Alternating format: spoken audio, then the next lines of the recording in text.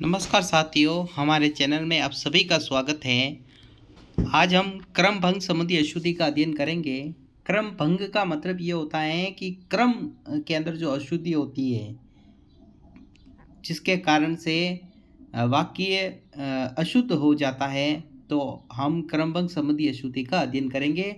अगर आप इस चैनल पर नए हैं तो इसको लाइक कीजिए, शेयर कीजिए, सब्सक्राइब कर दीजिए और इस चैनल की जो प्ले लिस्ट बनी हुई है उसमें लाइन वाइज क्लासेस डाली हुई, प्ले लिस्ट को एक बार आप खोल के ज़रूर देखें।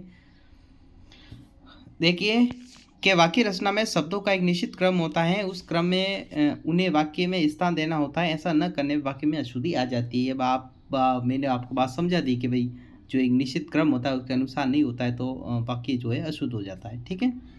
अब जैसे क्रमबद्ध संबंधी अशुद्धि में आप एक वाक्य शुद्धिकरण में आप जब टॉपिक पढ़ाऊंगा तब मैं आपको बताऊंगा कि दो प्रकार की अशुद्धियाँ भी होती है।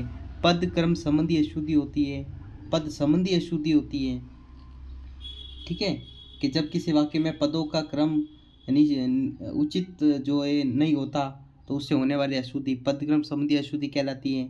वाक्यों का क्रम, वाक्यों के क्रम में जब मैं आपको बताऊंगा भाई कर्ता का विस्तारक होता है, फिर उसके बाद कर्ता, ठीक है, कर्म का विस्तारक, फिर कर्म, क्रिया का विस्तारक, क्रिया, पूरक का विस्तारक, पूरक, इस प्रकार से एक क्रम होता है।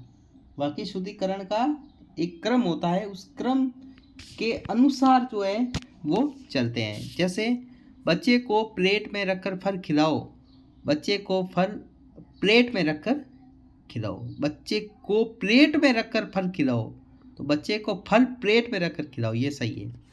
मुझे एक देशभक्ति गीतों की पुस्तक चाहिए, मुझे एक देशभक्ति गीतों की पुस्तक चाहिए, मुझे देशभक्ति गीतों की एक पुस्तक चाहिए, मुझे एक देशभक्ति गीतों की पुस्तक चाहिए और मुझे देशभक्ति गीतों की एक पुस्तक चाहिए, सही वाक्य। बीमार के लिए शुद्ध गाय का दूध लाभदायक होता है, तो बीमार के लिए गाय का शुद्ध दूध लाभदायक होता है, ये सही वाक्य है। कलम रमा को रमेश ने दी, तो क्या होगा, रमा ने रमेश कलम को दी। अब देखो ये कलम, रमा क्या है, रमा करता है तो करता पहले आना चाहिए ना, तो रमा ने रमेश को कलम दी। यहाँ से शुद्ध भैंस का दूध मिलता है, तो क्या होगा, यहाँ पर भैंस का शुद्ध दूध मिलता है। ठीक है, हमेशा कर्ता जो होता है वो हमेशा पहले आता है लगभग में। ठीक है, कर्ता। तो बंदर को काट कर गाजर खिलाओ, ठीक है, बंदर को गाजर काट कर खिलाओ। ठीक है, कई रेलवे के कर्मचारी आज हड़ताल पर थे, रेलवे के कई कर्मचारी आज हड़ताल पर थे, ये सही वाक्य है। ठीक है, सविता ने आज एक सोने का हार खरीदा, सविता ने क्या खरीदा, सोने का हार खरीदा, तो सविता ने आज सोने का एक हार खरीदा, सविता ने आज एक सोने का हार खरीदा, सविता ने आज सोने का एक हार खरीदा। देखो वाक्य के क्रम, जब अशुद्धि का टॉपिक जब अपन पढ़ेंगे तो इतना विस्तारित रूप से पढ़ेंगे, ठीक है, लेकिन जब वो टॉपिक आएगा तो पढ़ेंगे।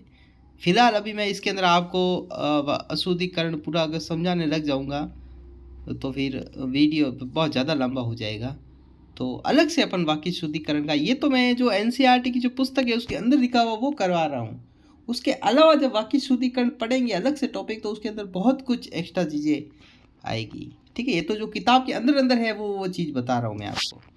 ठीक है, सुदामा पक्के कृष्ण के मित्र थे, तो सुदामा पक्के कृष्ण के मित्र थे, सुदामा कृष्ण के पक्के मित्र थे। ठीक है, तो पक्के पहले नहीं आएगा, कृष्ण पहले आएगा। ठीक है, अनेक भारत में जातियों और संप्रदायों के लोग रहते हैं, तो भारत में अनेक जाति और संप्रदायों के लोग रहते हैं। धन्यवाद मित्रों, अगर आपको हमारा ये चैनल अच्छा लगा हो तो इसको दोस्तों के साथ शेयर जरूर कीजिए और कमेंट आप ज़रूर कीजिए। जय हिंद, जय भारत।